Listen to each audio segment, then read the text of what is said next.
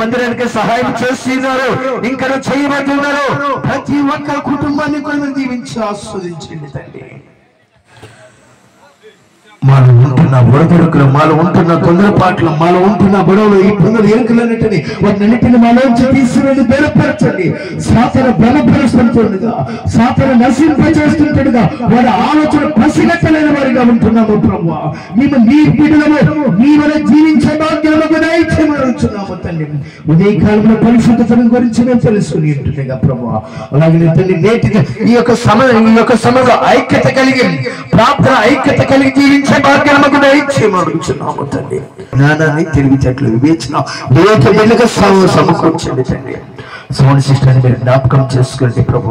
అలాగే సంగీత బృందాన్ని వారిని జ్ఞాపకం చేసుకోండి, స్వార్థ గాయకుని జ్ఞాపకం చేసుకోండి. వాక్యం చేత బలపరిచిన సేవకులు వారి కుటుంబంలో వారి పరిచర్యలు అన్నింటినీ కూడా మీరు దీవించమని అడుగుతున్నాం. అట్టి కృప మాకు మా అందరికీ మీరు అనుగ్రహించండి తండ్రి. అలాగే ఈ యొక్క గుడికి పెట్టుకోవటానికి పిల్లలు, యవనస్తులు, స్త్రీలు, పురుషులు, నడివయసులు సహకరించేట్టుగా విజయవంతంగా మీరు జరిగించేట్టుగా ప్రభావం.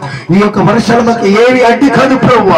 ఎన్ని శ్రమలైన ఇబ్బందులైన జయించగలిగే శక్తి మాకు తోడుగా ఉంచి సహాయం చేసి మమ్మల్ని నడిపిస్తున్న విధానం బట్టి నీకే స్తోత్రాలు చెల్లిస్తూ చేరి వచ్చిన బిడ్డలందరినీ, పొరుగు గ్రామాన్ని వచ్చిన బిడ్డలందరినీ కూడా మీరు దీవించి ఆస్వాదించి ఫలభరితంగా ఆస్వాదంగా మార్చున్నాను.